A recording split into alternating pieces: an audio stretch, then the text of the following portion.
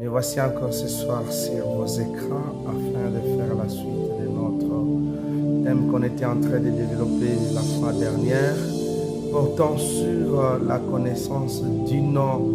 de celui à qui nous croyons, puisque nous avons encore montré au travers de la parole de Dieu que la connaissance du nom de celui à qui nous croyons est d'une importance capitale, puisqu'il y a tant de personnes, tant de chrétiens qui servent, qui croient être serviteurs de Dieu, du Très-Haut, pendant que les dieux qui sont en train de servir n'est pas le véritable Dieu. Et c'est pourquoi la parole de Dieu est claire. Ils diront que non, Père, nous avons chassé les démons, nous avons prophétisé, nous avons évangélisé à ton nom, et le Père dira que non, moi je ne vous connais pas. Et comprenez que ce genre de paroles, ne croyez pas que c'est pour intimider ou bien amener les gens à avoir un peu de peur dans la parole de Dieu, c'est dans le service du Très-Haut. Mais c'est une vérité, puisqu'il y a possibilité que les gens puissent servir Dieu qui ne connaissent pas, servir Dieu à qui ils n'ont pas vraiment une connaissance, puisque avoir une connaissance sur la personne de Dieu que nous sommes en train de servir, c'est d'une importance capitale, puisque si vous lisez dans la parole de Dieu, dans Jean chapitre 8, versets 31 à 32, la parole de Dieu est claire, puisque, qu'est-ce que ça nous dit? La parole nous dit que, et il dit aux Juifs qui avaient cru en lui, qui avaient cru en son nom, disant, si vous demeurez dans ma parole, vous êtes vraiment mes disciples. Alléluia. 32 nous dit, vous connaîtrez la vérité et la vérité vous affranchira. Ah, mon frère, quand on parle de la connaissance, c'est-à-dire, c'est une chose qu'on a appris de quelqu'un.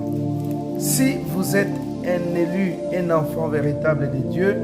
vous devez être content, vous devez être joyeux, heureux quand il y a quelqu'un qui vous apprend sur la connaissance de notre Dieu, puisque la parole de Dieu est claire et vous connaîtrez. Shalom, shalom, cher peuple de Dieu, chers frères et sœurs partout où vous êtes. Et voici encore ce soir sur vos écrans afin de faire la suite de notre thème qu'on était en train de développer la fois dernière, portant sur la connaissance du nom de celui à qui nous croyons,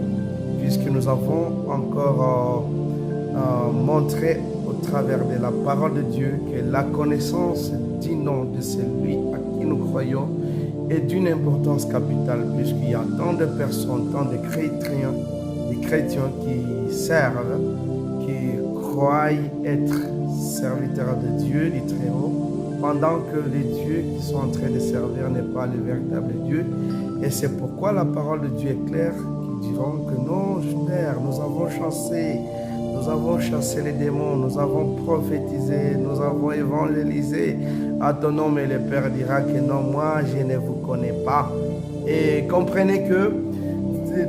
ce genre de paroles, ne croyez pas que c'est pour intimider ou bien amener les gens avoir un peu de peur dans la parole de Dieu, c'est dans le service du Très-Haut. Mais c'est une vérité, puisqu'il y a possibilité que les gens puissent servir Dieu qui ne connaissent pas, servir Dieu à qui ils n'ont pas vraiment une connaissance, puisque avoir une connaissance sur la personne de Dieu que nous sommes en train de servir, c'est d'une importance capitale, puisque si vous lisez dans la parole de Dieu, dans Jean chapitre 8, versets 31 à 32, la parole de Dieu est claire, puisque, qu'est-ce que ça nous dit? La parole nous dit que, et il dit aux Juifs qui avaient cru en lui, qui avaient cru en son nom, disant, si vous demeurez dans ma parole, vous êtes vraiment mes disciples.